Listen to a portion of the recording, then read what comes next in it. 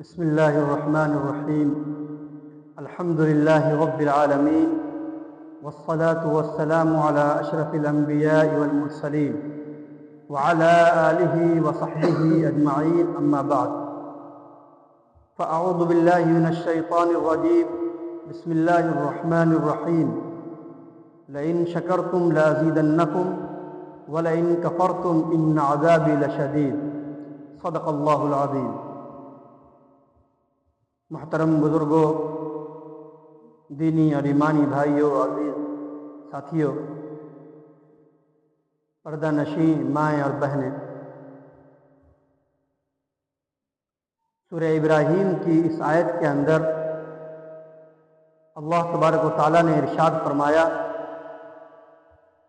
اگر تم میری نعمتوں کا شکر ادا کرو گے تو میں تمہاری نعمتوں میں اور اضافہ کروں گا، اور اگر تم نے میری نعمتوں کی ناشکری کی تو یاد رکھو میرا عذاب بھی بہت سخت ہے۔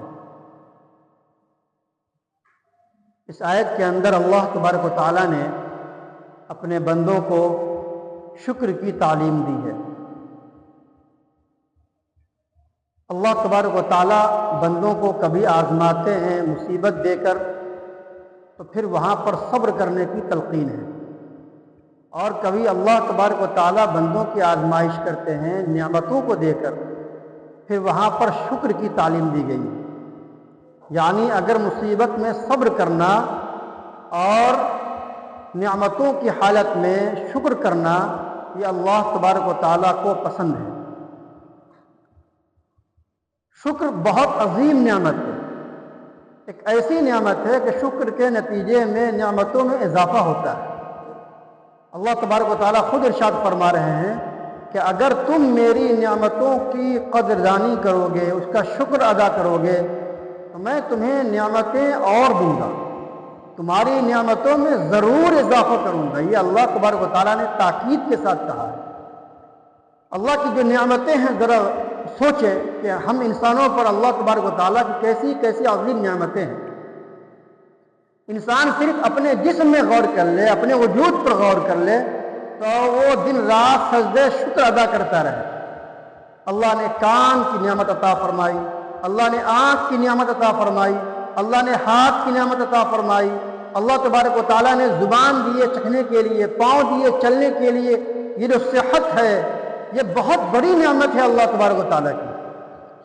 اگر یہ صحت ختم ہو جائے تو آپ اندازہ کیجئے جو لوگ معذور ہو جاتے ہیں اور جن کی صحت ختم ہو جاتی ہے، وہ سجدے میں جانے کے لیے تڑپ رہے ہوتے ہیں، لیکن پھر وہ اس سے معذور ہوتے، وہ نہیں کر پاتے۔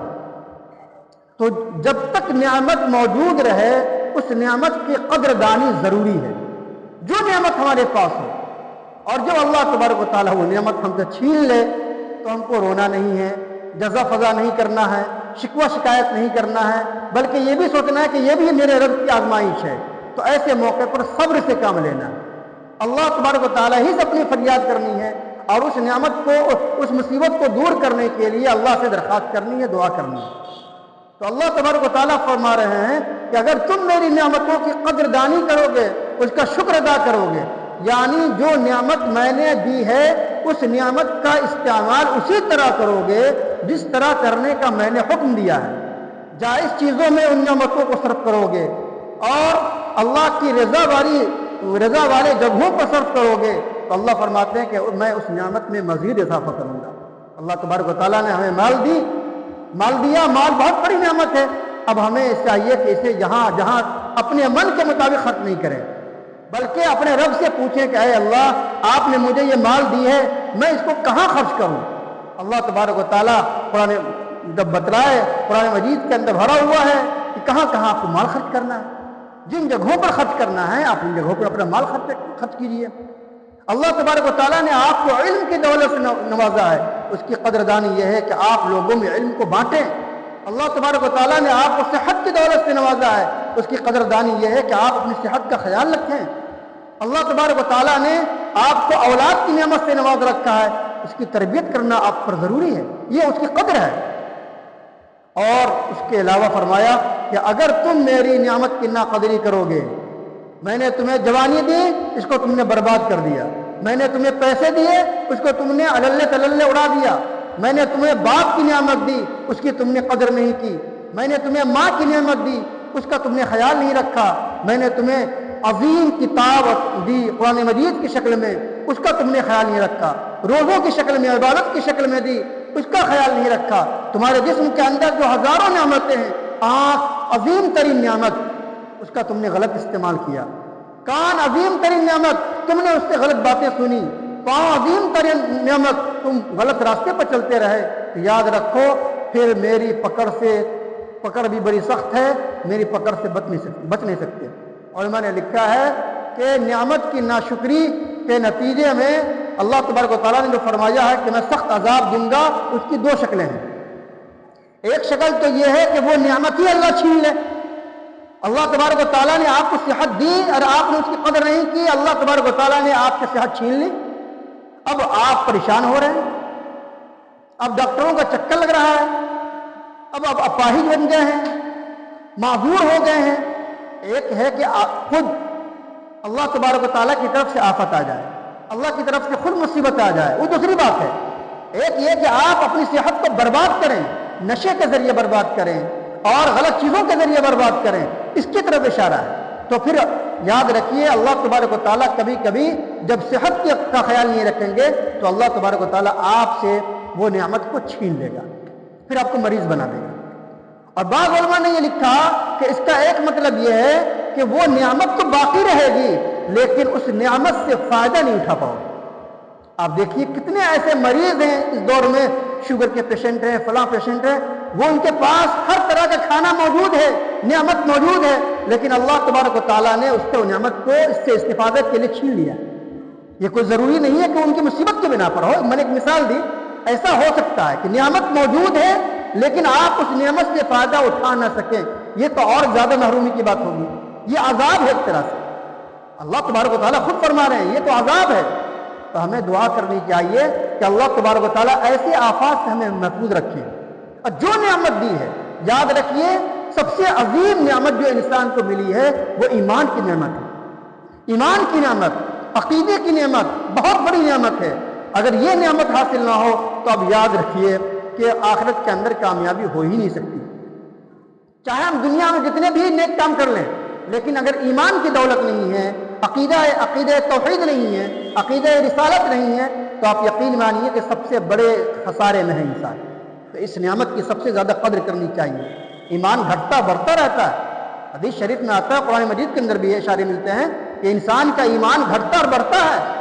گھٹتا ہے کب؟ جب آپ اللہ کی نافرمانی کرتے ہیں، اللہ سے دور ہوتے ہیں، کتاب اللہ سے دور ہوتے ہیں، اللہ کے نیک بندوں سے دور رہیں گے تو آپ کا ایمان گھٹے گا۔